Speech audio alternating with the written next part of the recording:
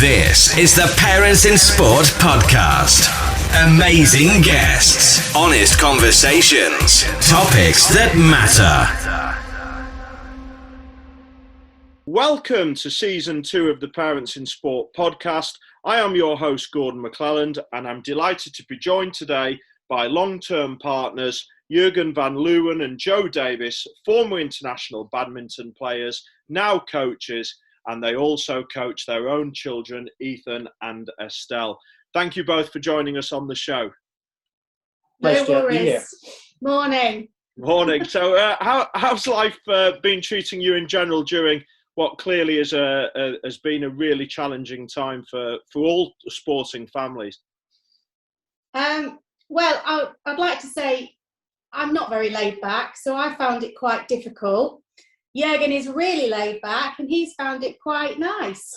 Well, I've enjoyed it. I think we've been fortunate. From a sports perspective, our children have been able to train a lot of the time, which has been quite nice. But we've got a third one. So Amelia, who's 8, homeschooling has been, as for many other parents, I'm sure, quite a challenge. Well, I've heard many other mothers. Mothers. Yes. Sorry. Yeah. Yeah. The homeschooling bit, whilst trying to do our own bits and pieces, I think it's presented a real challenge, hasn't it? And difficult. Also, I've had to sort of take a step back with my own company to, obviously give Amelia the time she deserves and the attention she needs. So it's tricky, but everybody's in the same boat, aren't they? So we just got to crack it. Yeah, you just sort of make the best of it, don't you? I think that there's been some positives, I think, to the period. I think there have been little bits that you can enjoy, and certainly those of us that were involved in sport so heavily and on a bit of a hamster wheel, that there's been an odd bit where it's been quite nice to step off it for a little bit, but now I think we're all itching to get back to it now. It's been too long. I think the novelty value now has finally worn off, I think. Yeah, definitely. I think the first time round, the novelty was great, and everyone gets really excited about their activity, and the amount of Zoom quizzes and Zoom online fitness sessions, you name it. There was every night there was something to do. And now it's quiet.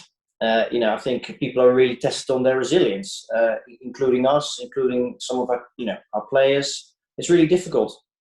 Yeah, absolutely, really challenging, isn't it? So you were both international badminton players. I'm going to resist saying back in the day, because somebody brought me up on that, because we've clearly moved on a generation, which is the same for all of us. So obviously you transitioned out of playing the sport. Did you both get straight into coaching? Yes, I did a bit of age group coaching with Badminton England, but I had my second child, and then I teamed up with Ross Reed at Team Forza, now Milton Keynes Badminton Academy, and started coaching there. And we've had a good run at the academy. And then Jurgen joined, about 5 years later? Yeah, so I came to the UK in 2000, and my first priority was to find a job. So I really focused on making a name for myself in London for the first, I would say, 5-6 years. And when I found my feet, I had an opportunity also to work with some county players, and then also joined the academy, and I've been fortunate enough to still do that with a lot of passion and fun.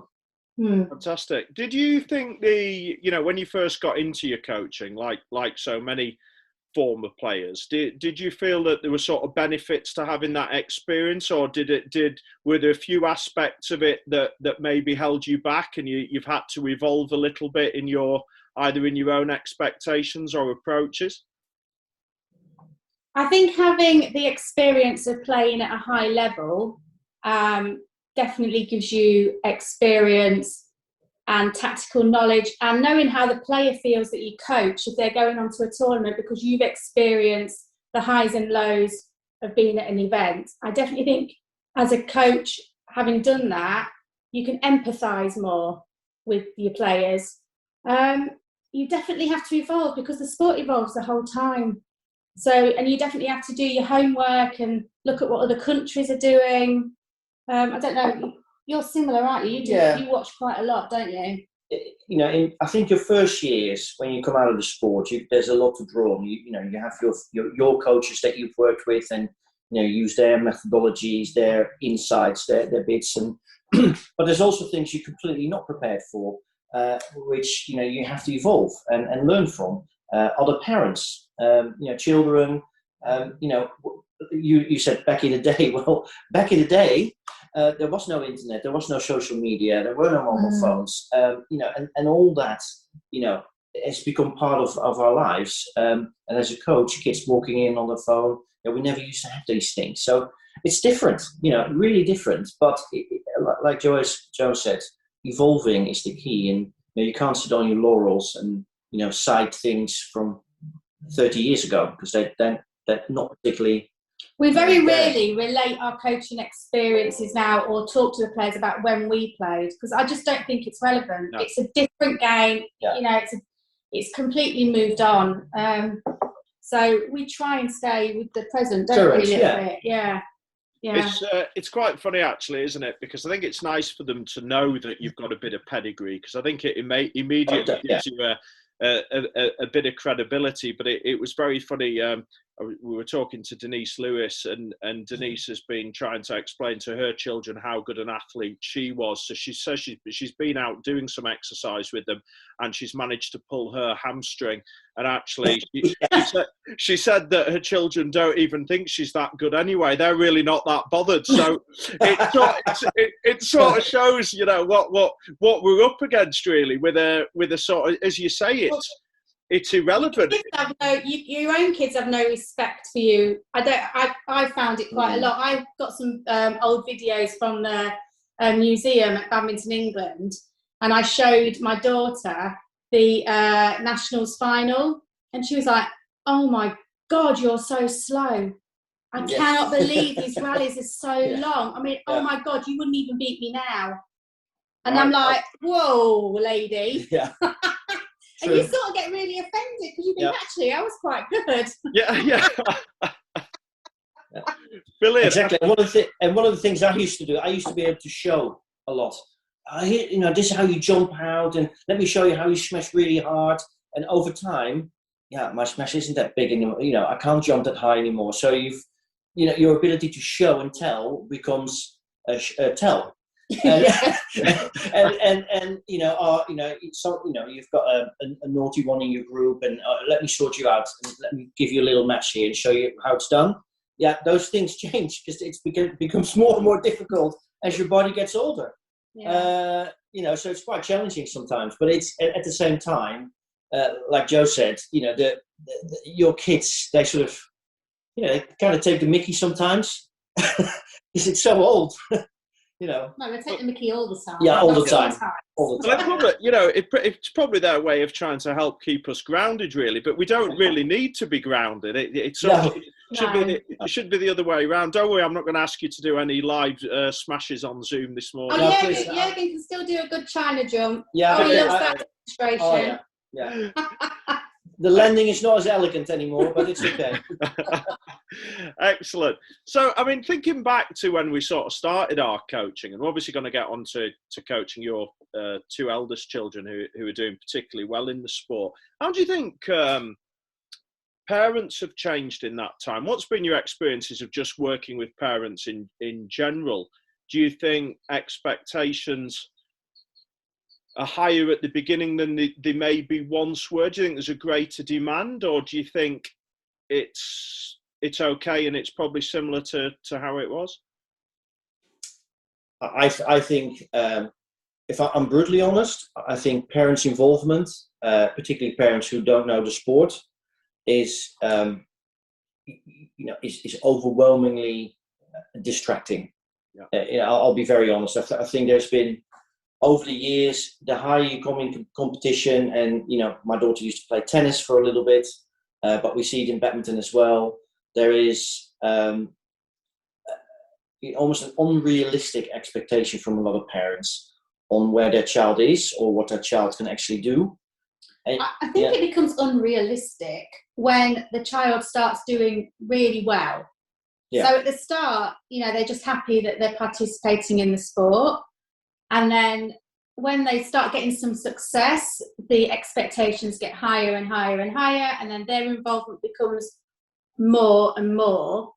But I don't necessarily feel, I'm a little bit different to Jurgen. I don't know, my attitude's changed towards parents since becoming a parent within, and my child playing competitively. I think I've got more empathy and I understand a little bit more. I treat parents very differently. So, if you've got a group of parents, it's like kids, you can't treat them all the same. You have to, I have more of an individual relationship. You do now though, don't you? Yeah, I'm quite, my patience, I used to be very patient, very understanding. And I think over time, talking to other parents, I've definitely become a little bit more, look, this is the reality. If this is what you think it is, then this is how hard you need to work, or how hard you need to work on yourself by not putting so much pressure on your children, or stop getting involved all the time. You don't know what you're talking about. And I've been very honest. And sometimes it's appreciated, and said, you know what, that actually maybe someone needed to tell me that, and I'll just get really offended. And yeah, that's the way you go sometimes. I think the reality of this whole piece, and this is why working with parents in sport was originally set up, was for this management of expectations and the relationship between coaches and parents perspective, of the sporting world. I think, Joe, what you said is a really important point. I think when parents first set them off, they've got a real patience with the process that they go in, and the kids are enjoying it and they see sport for what it should be. And then the moment that we see any sign of ability, we've immediately tried to jump it from that to the Olympics, or jump it from exactly an 8-year-old to a professional footballer. Now, I've got the experience. I've got a son in a Premier League football academy, and he was scouted at 3, which is mad, which is why we set up working with parents in sport. And the fact he's still there at 12 is a miracle in itself. Yeah. Wow. So we get that, but I think the difficulty in it, I guess, engaging with parents as well, is some of those things that we talked about the parents being overly involved. If we get parents to understand that actually a large part of the sporting journey is about the players taking ownership of their own experience, about them becoming more self-reliant and being able to do things for themselves, the parents need to understand that is a really key skill in a high-performing player. Absolutely. And that ultimately the motivation has got to come from within. So we have got to find ways, and clever ways. And we don't use the word educate parents in any of our content. It's all about engaging parents, because I think if you tell people you're educating adults, you immediately rub them up the wrong way before you've even started. And I think it's a really difficult thing to manage. There was a very funny badminton story. This will make you chuckle a bit, because I never understood this. So I always got watching the Olympics. The only time I really watch badminton, if I'm honest, because it's on the TV and it's easy to access. And obviously the coaches sit at the back of the court. And I was working with a national governing body in badminton, and we were talking about creating self-reliant players being creative. And we're talking under 10s here. We're going right back to the beginning. And I had a chat with the parents who were all sitting at the back of the courts in under 10 tournaments. And one of the questions we asked, what is your biggest challenges? And one of the main answers was sitting at the back of the court. So I was intrigued by this, bearing in mind all the other sports we work with. And I said, well, what do you do? What do you say? And a couple of them said, well, I don't really know what I sort of say. I pretend I sort of have the water bottle and I have the kit. And they said, but actually I look over to the other side and there's another parent giving an awful lot more than I'm able to give. And that really upsets me then. So because I don't want my child to feel like they're not being very well supported, I tend to overly involve myself. And that causes me a problem. So my behaviour becomes erratic. So I went to the sport and said, just out of interest, we're doing all this work around athletes becoming self-motivated and making their own decisions and standing on their own 2 feet. And I said, why do we have the chairs at the back of the court? And they said, well, we don't know. That's true. And it's been recognised as well, I have to say, because we actually, in all the domestic tournaments now, in those younger age group, all the way up to 15, there's actually no parents involved. Brilliant. They try, but it's officiated, and you actually don't necessarily get involved. But then there is all that space in between matches, tournaments, training, coming back. There's so many touch points for parents still to involve themselves.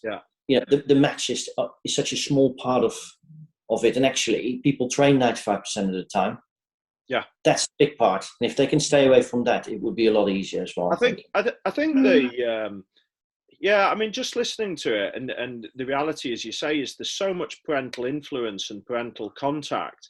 But the problem is, though, from 15 onwards, you are allowed to sit at the back of the court, and I have a slightly different take on it, because I feel from your under 10s to your under 15s, you actually do need some sort of input into the game, because they see the seniors on court getting coached by coaches and having a coach at the back of the court all the time. And I understand it's parents, and I understand that some parents may be not as knowledgeable as others.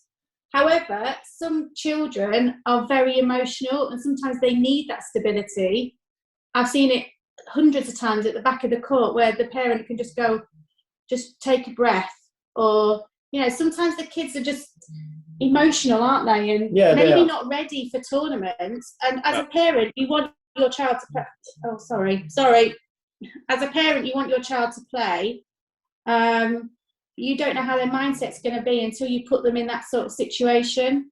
I get that. I don't think it's always black and white in any context, but those bits around the experience for parents, I think, are really important. The understanding of where the motivation's going to come from, how they handle the car journeys to and from events, what they fill those breaks in games with, what they're actually trying to say. And actually, the more you do work in this field and go around, there's an awful lot of parents who have absolutely no sporting background, no coaching background, no sports science background. And they're basically having to join up their own dots. They're having to do what they think they should be doing to be a good parent with actually very limited support. And actually, when you sit with them and you're actually able to engage them in dialogue around supporting, a lot of them actually go away and say, do you know what, I hadn't really thought about it like that.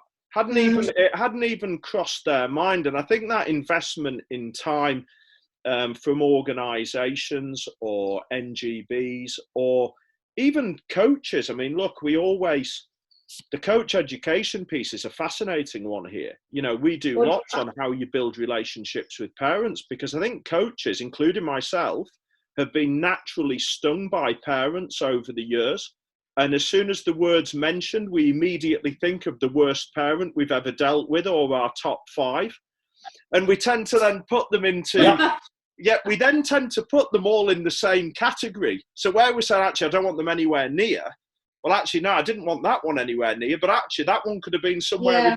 That one could have been somewhere in the middle, because actually they would have kept that safe distance and known when to involve themselves. So I think the whole thing's a fascinating piece. You're right about the coach education, though, because when I did my level 3, it was all more about the holistic side of the player, treating everything as a whole. So the family background, the school, the social, because when your kids come into practice and tournaments, you don't know what's happened earlier on in the day, or you don't know what the parent's been through in the day. So I've really tried to engage with the parents more than hold back. You're similar, aren't you, though? I do, but I have less patience with it now. Yeah.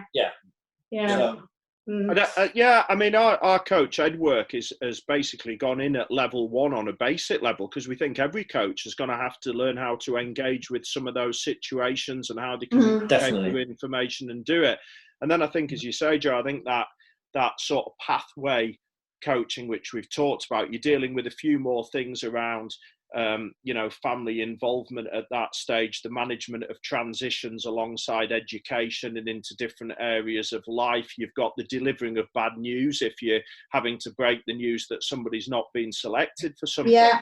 And actually, a lot of coaches, that some of those chats are never going to be comfortable, but there are some things that you can be aware of and share experiences that will allow to make it a slightly easier conversation than some of the situations coaches find themselves in. So, fascinating. Goodness, it sounds like we could talk sport and coaching for days. And this wasn't even this wasn't even meant to be the main part of the podcast. So apologies to the listeners who. Well, me and Jurgen could talk all night about badminton. Yeah, we can do an extended version if you like.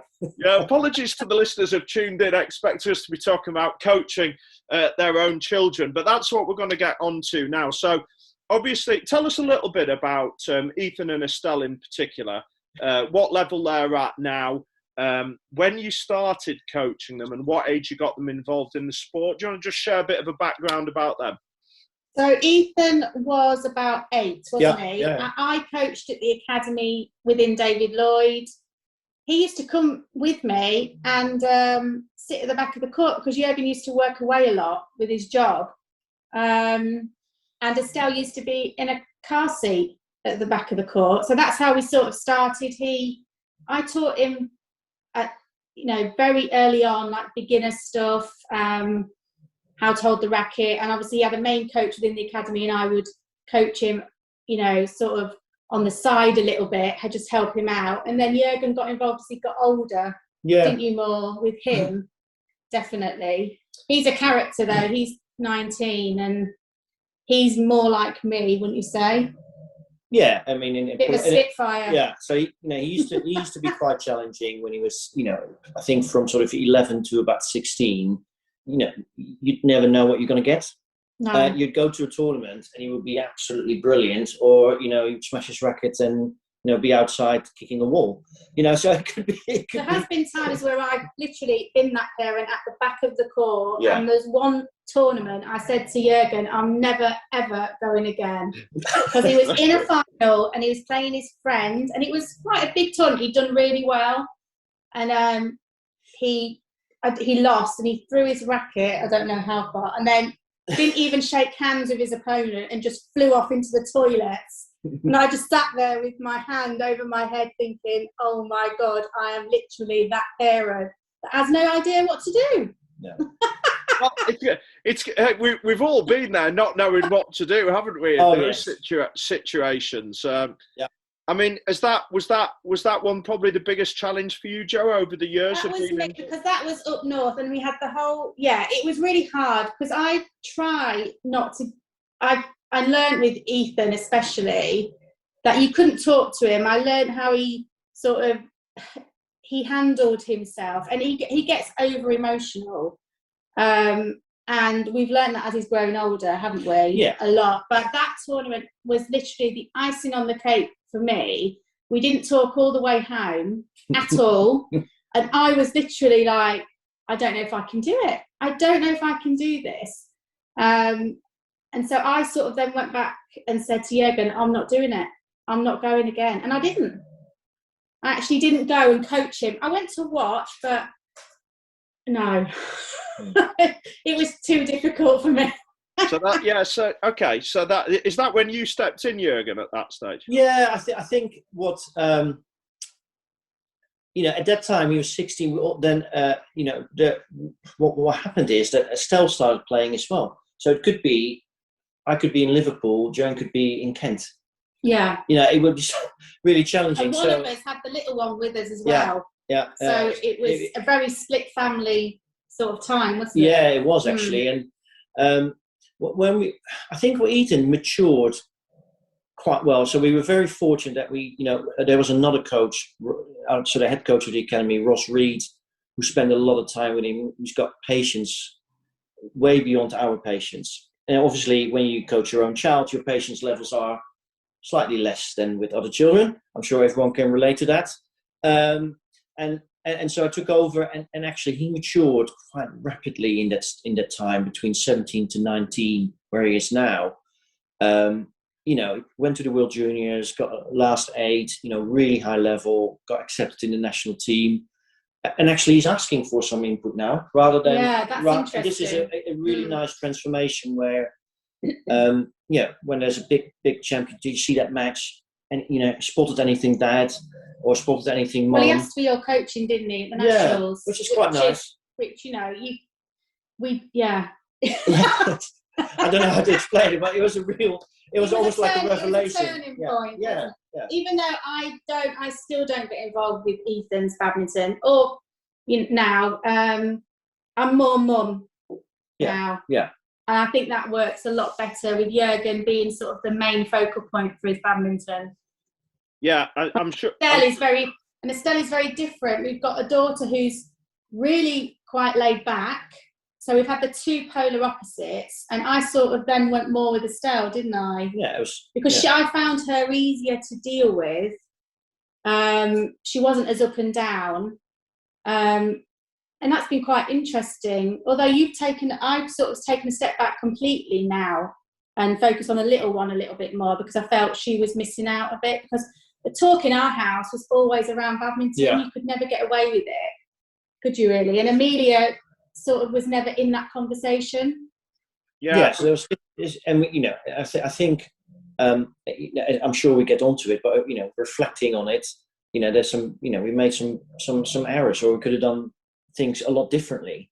I think with the difference between the two is Estelle is easy to manage, very eager to take on information, acknowledges that you're giving information, all these things that you look for as a coach or as a parent. You say, okay, she appreciates me being in the hole at all, which is quite nice. And sometimes. In most cases, but she's 16 now, quite mature, and as I said, they're both out in Finland right now, which is great. So it's two very different journeys, I would say, for both children. I think the biggest one was for Ethan. He was very small and quite skinny as a young lad, and given badminton such a physical game, he was there, but he wasn't sort of there was 4 or 5 other boys much more stronger than him, and actually it's done him the world of good to have such strong peer competition. And over time that's made him the player that he is right now, whereas Estelle is on top of the game and is now seeking for better peers and older ones, and it's a different journey, very different. Yeah, I mean, it sounds like a sort of fascinating dynamic. It sounds like, you both got very different personalities. It sounds like your children have got very different personalities. The thing I'm hearing that I think sounds like it worked really well for you was that you sort of took that step back to really become mum, Jo. So you actually did become the parent, as opposed to you both trying to be parent coaches all at the same time, because I'm guessing that would have been a real challenge. Because have there been times where you've disagreed? I mean, there must have been times between you where, Jo, you must have disagreed with Jurgen's coaching and his approach, and Jurgen must have disagreed with yours. Not on a massive scale, but yeah, I think we're both quite black and white as people. We'll tell it how it is, whether it's to our own children, whether it's to each other. And we've got a sort of quite a good banter within the family, but we've definitely disagreed on. I think sometimes Jurgen's been a bit harsh. Would you say? I'm all for give them a rest day now. Jurgen's like, well, no, they need to do this, and we've got this, and I'm much more of a mum now than a coach, because I found that when we were both coaching, and we were also coaching other kids, and we also had other parents calling us, and it was never ending. That it was like a hamster wheel, and then I'd be stressed out about something completely not relevant to Ethan or Estelle. And then all of a sudden I had to flick the switch from badminton to mum, and I couldn't do it. In the end, it was getting really too difficult.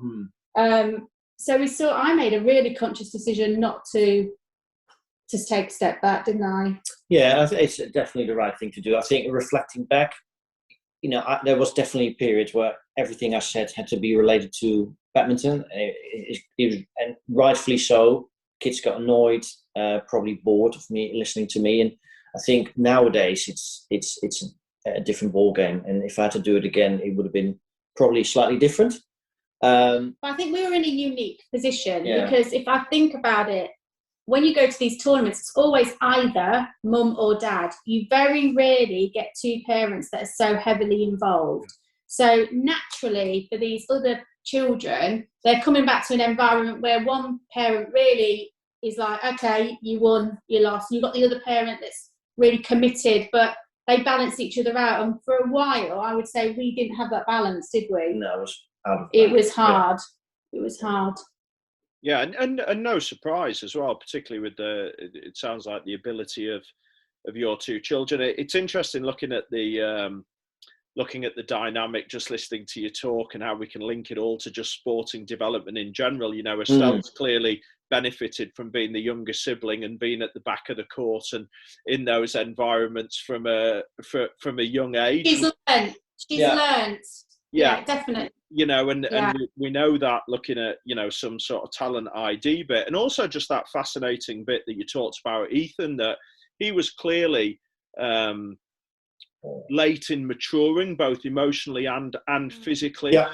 And so many parents do get hooked up on having the best under 11 and best under 12, and they don't realise that actually, yes, that's good, but there is also a negative side to that if not managed correctly, because we have to be aware of some of these other factors. And, if we are dominant at the very younger stages and we don't have that competition and we don't understand how to manage failure and we're not challenged, it becomes very difficult when those players do start getting that later on in their teenage years. And we know lots. And I think for our children, it's really difficult because they are expected to be good. Yeah. They are expected to win because, you've got mum who's an Olympian on the back of your court, or you've got dad, Dutch international, great coach, on the back of your court. So why wouldn't they win? Yeah. It's been difficult for them as well. I wouldn't just say for us. Yeah, there's an expectation. There's definitely an expectation,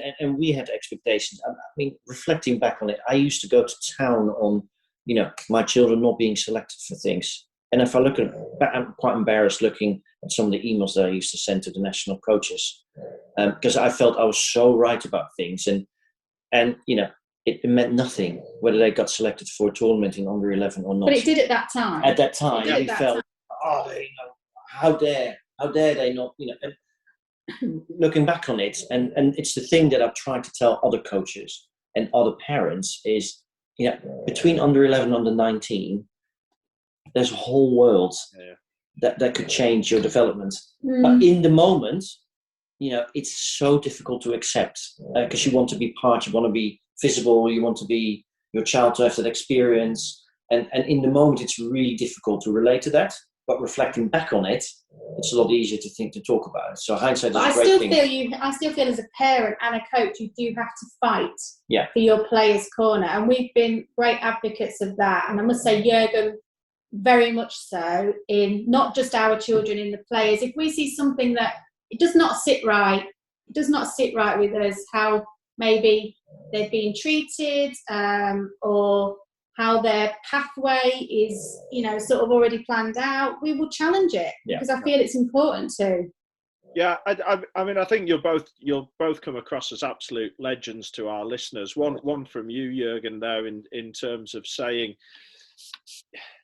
that you've sent those emails, you feel really bad when it's an under 10 game because that's our under 11s, because that's how we feel and that's our prerogative. Yeah, you're in the moment, aren't you? It's almost therapeutic. Yeah, absolutely. And I think your point, Joe, that actually we are heavily invested in our children because we're their parents. So actually we should be allowed to challenge things as well. But I still think for me that there's a far bigger picture that can still be done by sports and organisations in terms of there being a greater clarity around some of these things that crop up. Absolutely. And likewise, we've probably all regretted sending that late night email, Jurgen, haven't we? When actually... Well, now you draft it, don't you? You draft it, but don't send it. Yeah. I still sometimes, it's really, like I said, it's sometimes really therapeutic just to get my thoughts on a bit of paper. I don't actually send it, but I do keep it as a reference. And I think where Joe and I are coming from is that, like in any sport, I believe, there is either a level of bias, there's either a different journey, a different pathway for each child, and we're both suckers for fairness, and I think that's the thing where even with our own children, but particularly for others that we've coached, we try to make it really, really fair and point out where it's potentially not been fair or it's been biased or whatever it is, and our NGB in our opinion.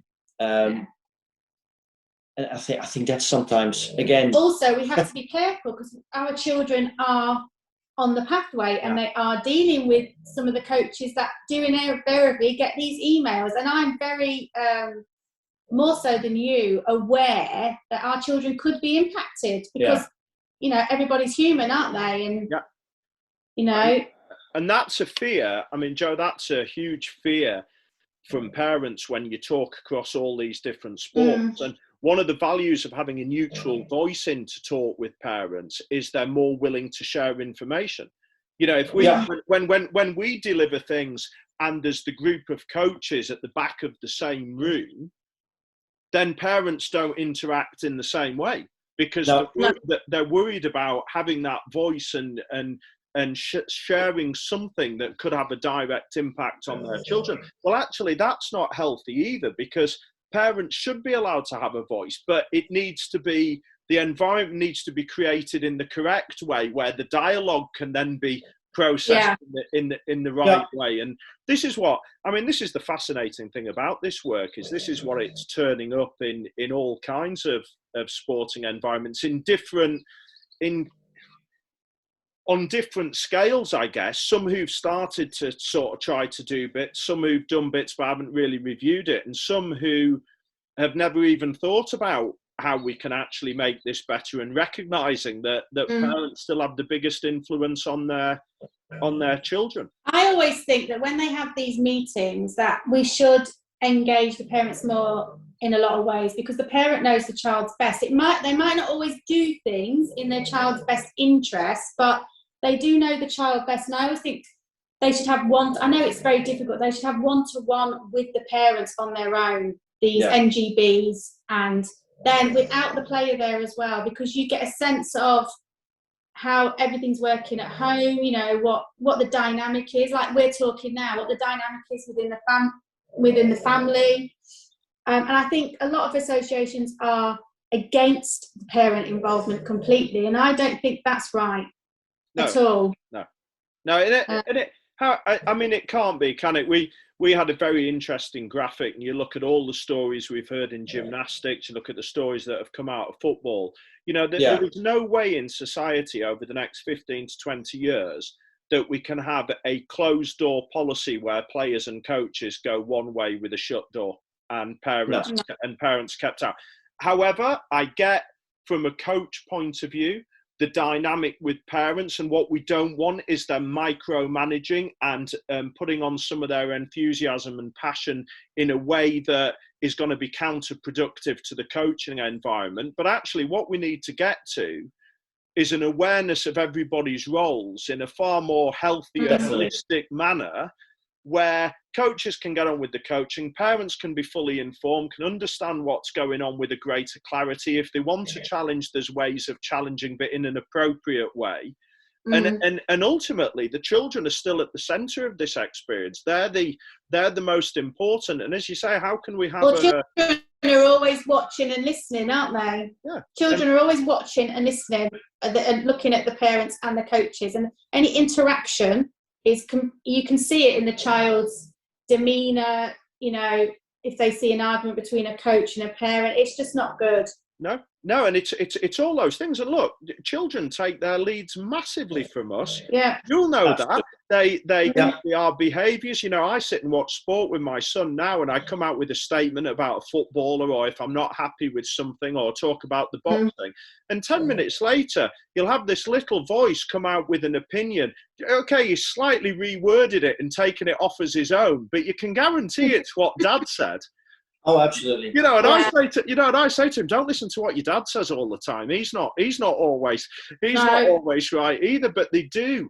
And I think we have to understand that. We have to understand that as parents more, that everything we say, all the excuses we maybe give or offer, particularly when things have gone wrong, all the dialogue we have, as you said, Jurgen, in car journeys home and all those bits can actually have a negative impact on building resilience if we make too many excuses for them. And you know, but I mean, even just chatting this morning, you know, how many little topics have we scraped the surface of?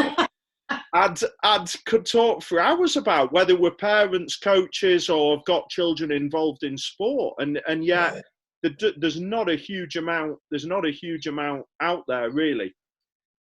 Sorry, it's our dog snoring. If you can hear something, it's absolutely horrific. So loud sometimes. Sorry. that just adds to the entertainment of the show.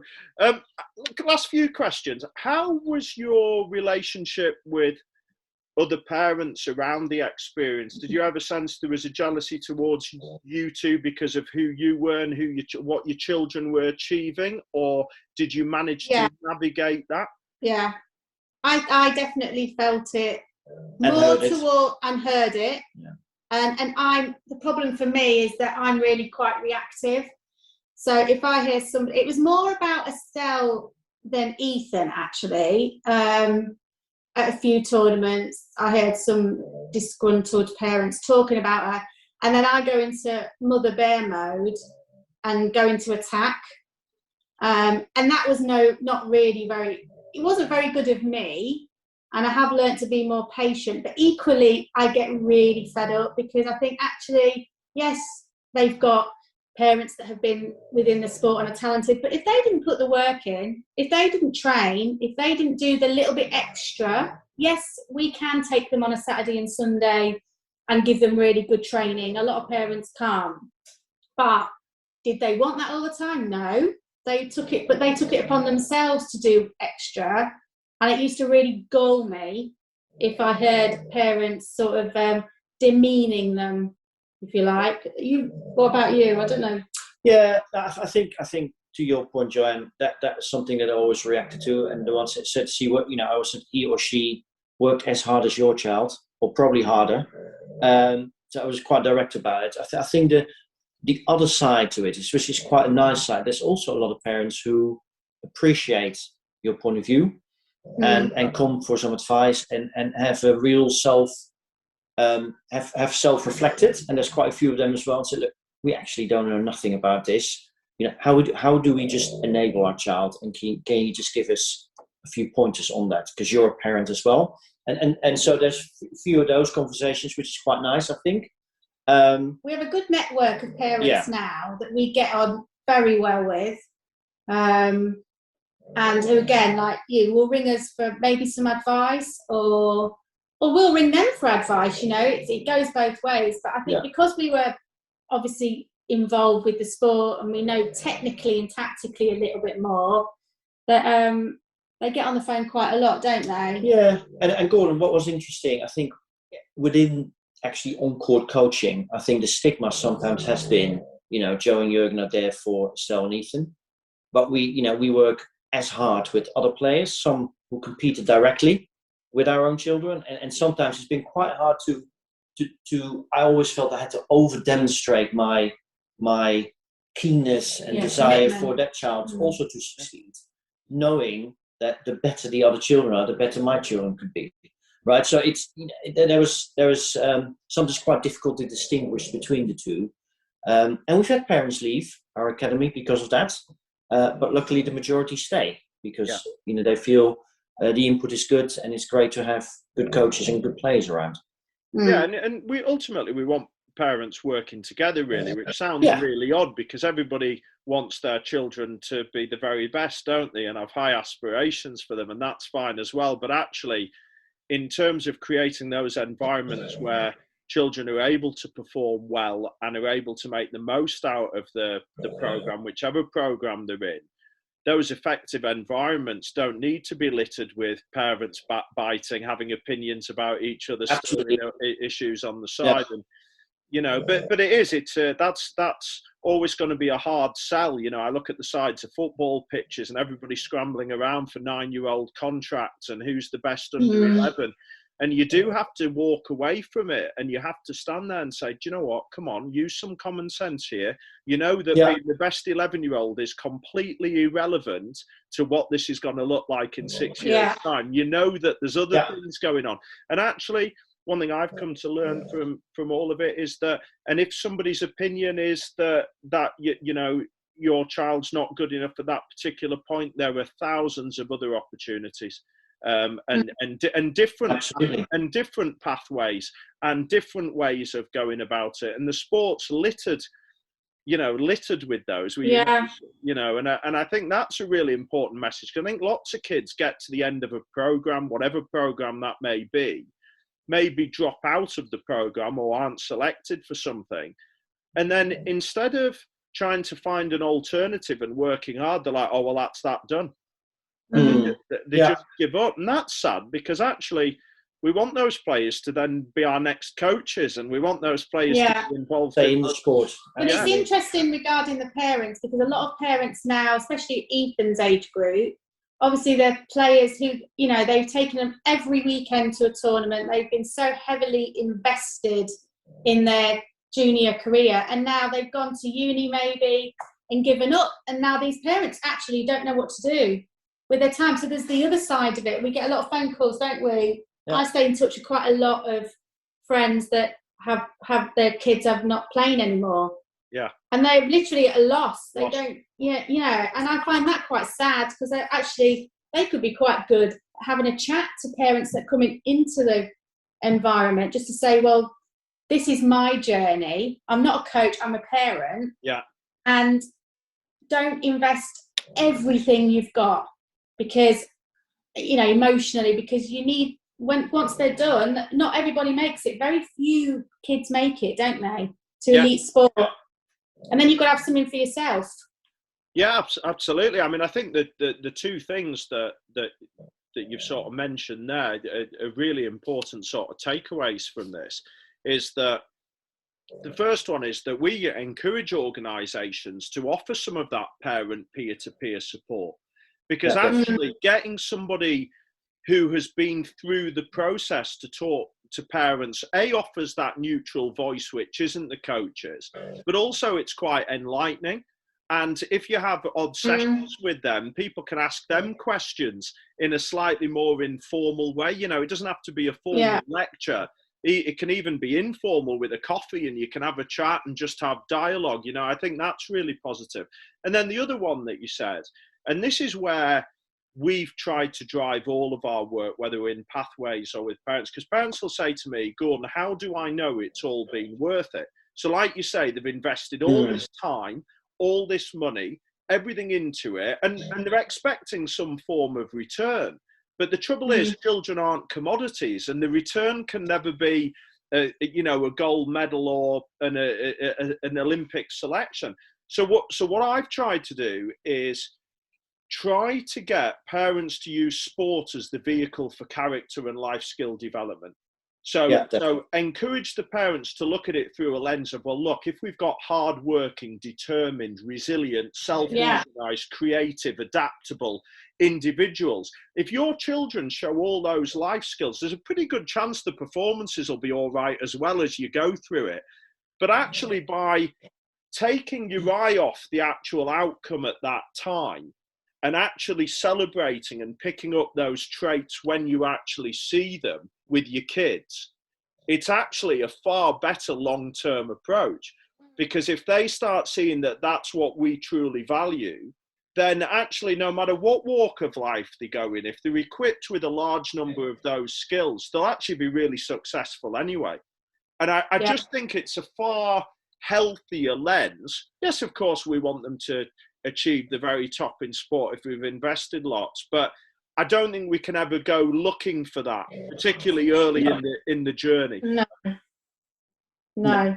I think it's as a parent, it's difficult to recognise that. You can only imagine how difficult it is for a child to recognise, those qualities.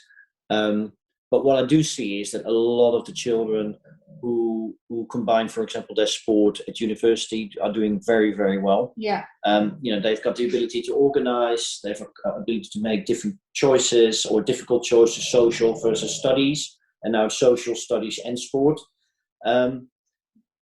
I think if there's any reassurance for parents, there is, if you talk about, what's the outcome? I think a lot of the children will be very well-rounded and self-reliant. And I think that's something, as you say, a life skill that's something that you get forever. And also you get quality time with your kids. If you think about all the kids at weekends that are on their phones, that are on their Xboxes, that you don't necessarily have family time, do you? You're all in different rooms of a house. You notice it a lot more as they get older. Within sport, you are spending that time with your child. And I think we've learned that we have to make it count, don't we? Make it count, really. Yeah. I think that's really good advice for parents as well. And as you say, those ones that are now lost when the children have left the nest of home and have gone to uni, actually, we want to make the most of those times together and make them as positive and as enjoyable as possible, because we don't want them to be overly stressful. They shouldn't be stressful, really, for the children or the parent. There's got to be an element of enjoyment in there. Yeah, absolutely. Easier said than done, I think. Yeah, absolutely. So, just to round off the show, I'm conscious of the time. We've overrun slightly, but actually it's such a good chat. I think it could have gone on for double the length of time. If you were talking to any parents who are thinking of coaching their own children now, what advice would you give them in terms of top tips? And if you did it again now, right at the start, what might you just change slightly based on the benefit of all your experience? I think my 3 top would be, 1, don't sweat the small stuff. When, if things are going wrong, or, he hasn't filled his drinks bottle up, or, and it's not entirely to how you would do things, don't worry about it. A child's an individual. Yeah. Leave the home and the sport very separate, because we struggled with that. We tried to get into a car and leave whatever happened at home at the car. It doesn't work, because if you're pissed off, for want of a better word, with them, they're fed up with you, it invariably goes into the sporting coaching side. Definitely. Doesn't it? Yeah, it does. And enjoy it. I think that's the major thing. Enjoy your time with them, because you wouldn't get that time spending in hotels, spending all day together at an event. You just wouldn't get it if you were at home, I don't think. Yeah. I don't know. What about you? I think take a step back, on a regular basis, and ask yourself, is my child actually loving what they do? And and definitely don't try to live your life through your child's career, because it's detrimental to their performances, to the quality of their life. And I think last but not least, ask yourself, do you really want to do this? There's in every sport some really, really dedicated, great coaches out there, and perhaps you could be the world champion in enabling your child to do their sport rather than coaching them. That's the thing I'd like to say. Yeah. Fantastic. I mean, sorry. Yeah. I got a bit excited there for a minute. I mean, some absolutely amazing takeaways. And listen, thank you, Jurgen and Joe. I've absolutely loved that conversation. I don't think we've ever had as real a therapeutic, isn't it, Jurgen? A totally real. Can we speak again next week? Can we do it? Can we do a weekly therapy session? Yeah. Fantastic. I mean, it's brilliant to talk, I guess, with other parents, to talk with other coaches, to talk with other parents who've got children in performance backgrounds. And I hope that our conversation this morning will help share some really positive information for parents and coaches alike. So thank you both for joining us. I thank you for the dog for joining us. And hopefully we'll be able to do something again soon. So thank you. Thanks. You. Take care. Thank you for listening. Check us out at parentsinsport.co.uk.